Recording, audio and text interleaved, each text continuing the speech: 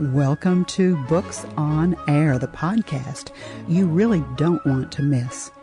I'm Suzanne Harris, and you're about to get a sneak peek at what goes on behind the scenes with a particular author.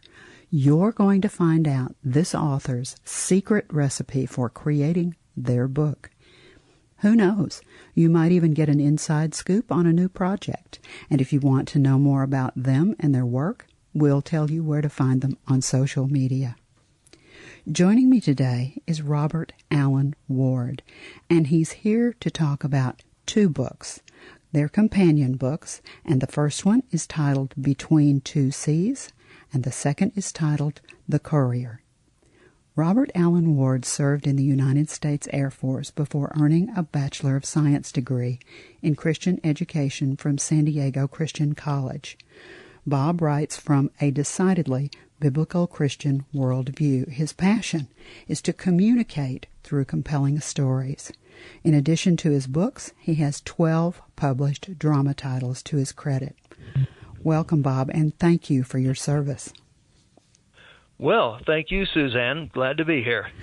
You know, authors always have a backstory.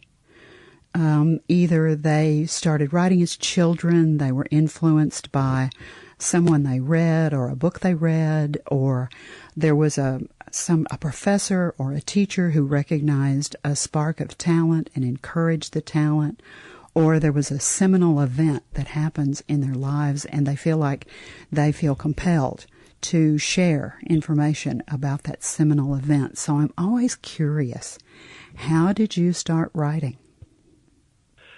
Well, I was doing some writing, but what really got me going was an incident with my granddaughter Gloria when she was 3 years old. I was teaching 8- and 9-year-old children at my church, but there was a problem. Every week, I could not get them to listen to my pearls of wisdom. They just weren't paying attention. They were running all over the room, bouncing off the walls, and I was frustrated because I had a degree that said I knew how to teach children, but the children didn't seem to know that. So I was at my wit's end what to do, and I went to my 3-year-old granddaughter, Gloria, and I told her about their problem. And she listened to me, and I said to Gloria, "They don't have any attention span, Gloria. Do you know what attention span is?" "No," she innocently replied. So I explained to my 3-year-old the concept of attention span. And when I was finished, she said these exact words to me: "We can listen longer if you tell us a story." And I went, oh yeah. So I prepared a story that covered the next week's lesson, and I went back to those children, and when I walked into the room, they were running all over the place, being kids. I didn't yell at them. I didn't do anything. I sat down and started telling my story. And within 30 seconds, they were sitting in a semicircle in front of me, totally silent, totally listening to the story. And I went back to Gloria, and I said, "Gloria, you have taught your grandpa something that he will never forget. I will be a storyteller." Now, there's a sad part of this. I keep a journal, and so I have dates, and I know what goes on and everything. And 18 days after Gloria told me that, she went into a jacuzzi when nobody was looking. Oh. Well, she was found at the bottom some minutes later and pulled up and, taken to the hospital and life flighted to another hospital. The upshot is that she survived, but with very severe brain damage. She's 20 years old now, but she can't speak. She is totally, completely helpless. Has to be taken care of 24/7, 365. And my heart is broken for her and for my daughter, Joanna, who is her mother. but I've never forgotten what Gloria told me. She gave you an excellent piece of advice. Did you know I do brain research because one of the things that I do is write custom curriculum. And so I'm constantly looking for things within the brain research. And I have read about certain areas of our brain that light up whenever we begin to hear stories. And that happens when we are children and we start to hear those stories. So you absolutely stumbled on a gold mine. That's just wonderful advice. Gloria was absolutely right. Now, let's talk about the books. It also occurred to me, one day I was just sitting here thinking about, I was before an interview, and I thought, books have two stories. They don't just have one. They have two. They have the story that the reader gets when they read the book, but then there's always, again, a backstory. There's a reason. There's something that happened that got the author to create this book. What happened to get you to create Between Two Seas, Bob? Well, I see all of life as a battle between the kingdom of God and the kingdom of darkness.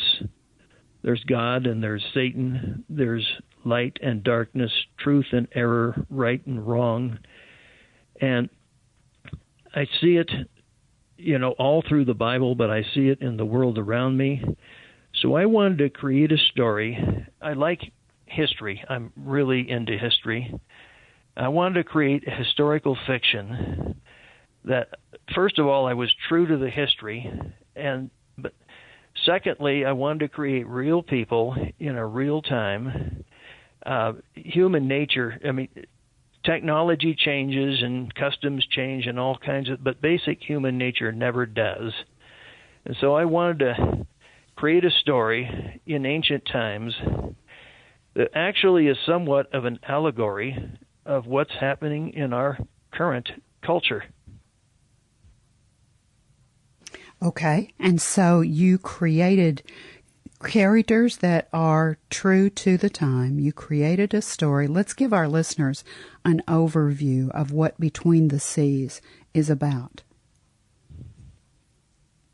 Okay. It begins with a ship sailing to an island called Melitene. Melitene is actually the name of a real island that exists today. And Trebonius is the new governor of the island. The island is just kind of falling apart socially, and he's charged with kind of straightening things out. He has a son named Publius, who is really one of the two main characters in the whole story. He's 17 years old. Being born to privilege, he feels very trapped in a gilded cage, and he wants to be free. He wants to just be a normal guy and everything. Well, they get there to the island, and then Trebonius hears two differing worldview philosophies from two people. One is Solon, who is sort of a humble seeker of God, and the other is Alacerius, who doesn't believe in God at all. He just believes in kind of a socialistic system with himself in charge and no nonsense. It's Alacerius who wins the governor's approval, but then he sends his son, Trebonius sends his son to the school in the main city of Mathos to gauge how Alacerius's reforms are affecting the people. So it's great for Publius. He wanted to get out of his gilded cage and get out with people, so now here's his chance. So he's going to the main school. He runs into a 16-year-old girl named Amoenitas, who comes from a very humble background. Among other things, this is a love story, and there is a love that is eventually kindled between the two of them.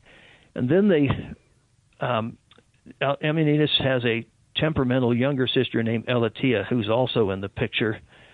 And at first, you don't much like her. But anyway, the three of them will soon find themselves entangled in a labyrinth of murder and intrigue and all kinds of evil things. And then there's a prophetic dream about a messenger of hope who will come to the island. But you have to help these. He will come with a group of other people who will be in a desperate situation, and you have to help these people. This is a dream that Solon relates to Amoenitas just before he dies, because among these desperate people will be one with a message of hope. Now, at a certain point, this book, the story, will intersect with a biblical event. And I put the clues, I keep everything shrouded, but the clues are there. But most readers, even those who know the Bible very well, still did not guess the event until it happened. And the reason is they were looking in one direction while the event came in the back door. I love it. At that point, a lot of readers go, "Oh, so that's what this book is about." That's about 2/3 the way through the book. So you would like to do a reading. You'd like to share part of Between Two Seas, I believe, with our listeners. Yes, it's a part where Amoenitas has been locked in prison, and she's suddenly released. So here's the section. Her legs weak from nearly 4 weeks of being cramped in a tiny cell, Amoenitas struggled unsteadily through the torrential downpour, high winds, and mud. The main road out of town was still passable, but the lesser trail that led to her home resembled a river. Keeping the trail in view, she stayed to higher ground to the left of it. Felled trees and broken branches blocked her way at intervals, further hampering her progress. Panting from the long lack of exercise, every sinew in her body begged her to stop. Only an inner determination to reach her loved ones kept her moving forward. She wondered why she and many of the other prisoners had been suddenly released, especially now in the middle of a great storm. All she had been told was that her liberation was by order of the proprietor. Proprietor who? Has Trebonius reasserted himself? It really didn't matter. That she was free and could return home was all that mattered. She marveled that some of the prisoners actually chose to remain in the prison rather than venture out into the storm. At last, after 2 hours of miserable struggle, she spotted her home from a distance. At least it was still standing. Anticipation quickened her pace until she finally pulled open the door and walked inside, finally out of the winds and rain. Relief lasted only long enough for her to wipe her face and focus her eyes. On a bed to her right lay a shape completely covered by a blanket.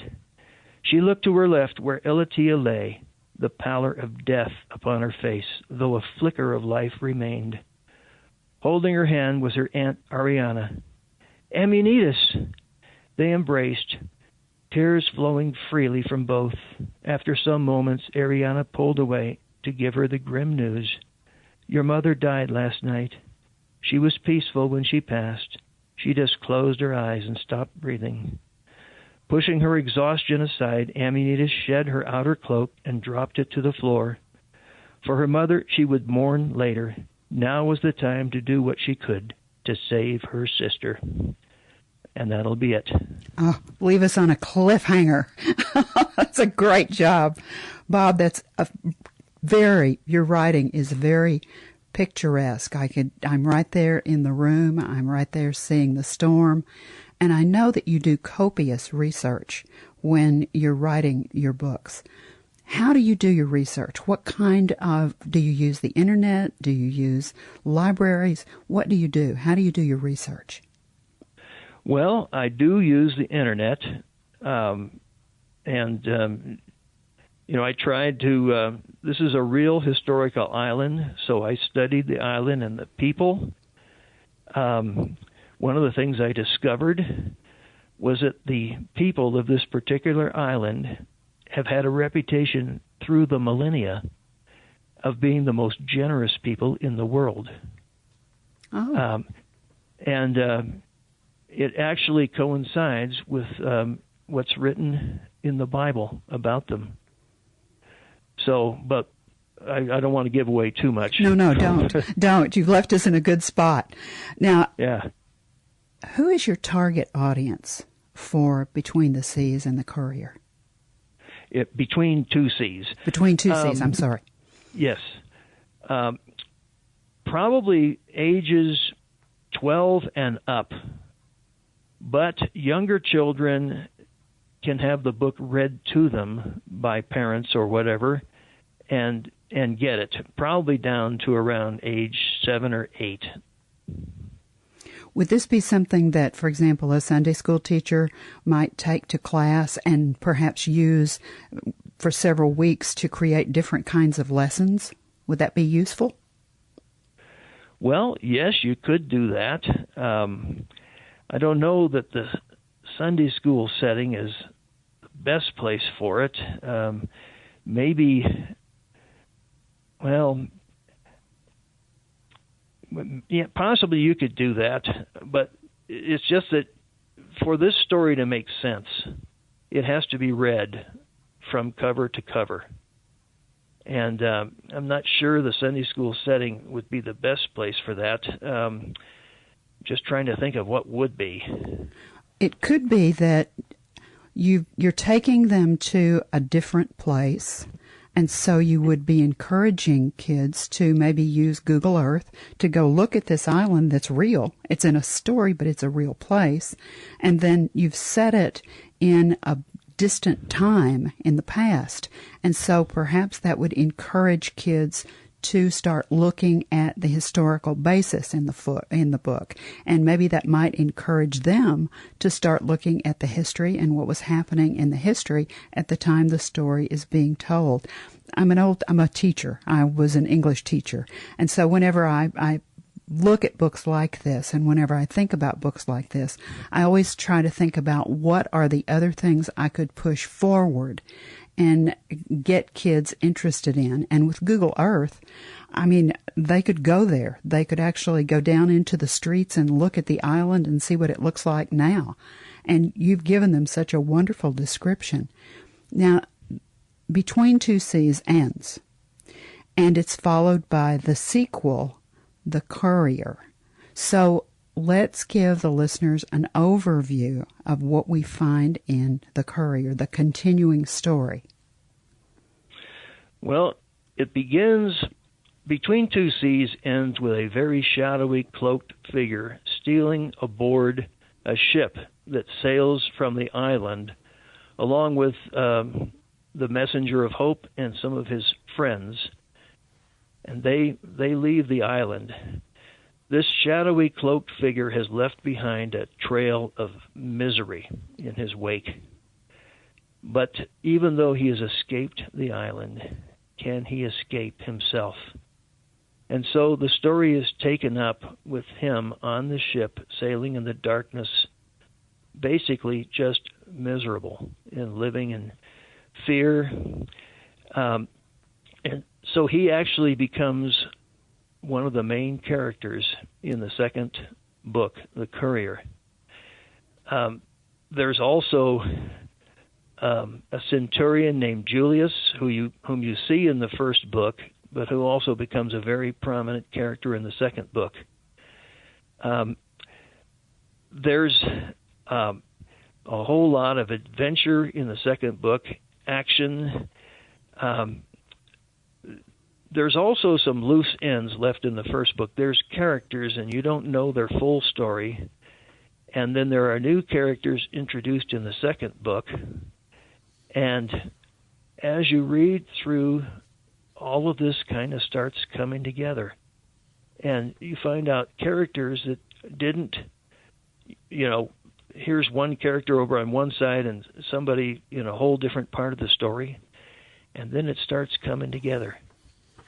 There is a lot of surprises in the second book. Also, I've got romance, I've got action, high adventure, and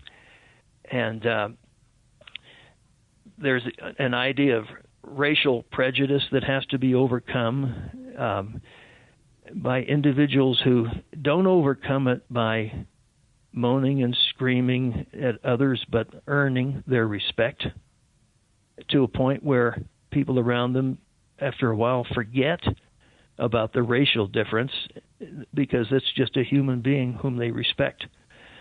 The whole thing will come together to a very satisfying conclusion, but there's a lot of hurt and heartache in between. It sounds like it's just a terrific story. And I know that we've captured our listeners' attention, and they're saying to themselves, okay, where can I find the book? So they can go to Amazon. Now, if there's someone in our listening audience who's never used Amazon to purchase books, it's very simple. You just type www. And the word Amazon and then .com in the top search feature on your computer and click on it. Magically, I think it feels like magic, it takes you right to the Amazon site. You'll see at the top of the page a long, sort of a light gray search box. Now, here's what you need to type into that search box to find both books. The first book is titled Between Two Seas, S-E-A-S, by Robert Alan, A-L-A-N, Ward, W-A-R-D. The second book is titled The Courier, C-O-U-R-I-E-R. Again, Robert Allen Ward. If you click on either one of the two books, it will take you right to the page where you can see Bob's works. It will take you to Between the Two Seas or The Courier. Now, you will notice in the upper right-hand corner of the book cover the words, Look Inside. Click on those words, Look Inside, and you can read an excerpt from each book. There's also a description of each book right there on the same page, and you can purchase each book right there on the same page. Now, Bob, I know that you have a website, so let's tell our listeners where they can find the website. It's www.absorbingtalesforyou.com. Absorbing like tales that get into you, tales like T-A-L-E-S. And no spaces, right? No spaces, and for you. That's the number 4, followed by the letter U. Now, what all will they find on the website? Because I think you have not only information about the books, but isn't there a blog on your website as well?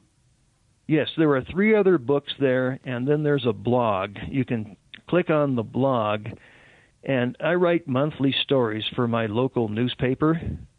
Oh. It's American history or other general history, just stories, Christian stories about Christians who made an impact on history. And the blogs are free. You just, don't pay any money for those. And they make, if you're a pastor or something like that, they're the kind of stories you can tell, during a sermon at church, or parents can tell stories to their children. A lot of good stuff there. The last one was Benjamin Franklin and how we got our Constitution. We almost didn't have our Constitution until Ben Franklin intervened. Just stories like that. I just want to add one other thing here. You mentioned you were an English teacher. Mm-hmm. Well, one of my daughters, is also an English teacher, and one of the best things I ever did for my children when they were little is I read to them every night before bedtime. And they so looked forward to that, and they'd snuggle around me on the couch, and I would read like the Chronicles of Narnia and Tom Sawyer and other stories. And all of them grew up to become very literate. One became an English teacher. Another is the mother of Gloria, and she actually painted the covers of the two books, Between Two Seas and the Courier. Oh, wow. She's very talented. She's an artist. She's very good. If our listeners go to the site, make sure that you pay attention to the covers, because she's very good. Thank you for telling me that. That's a wonderful thing to know.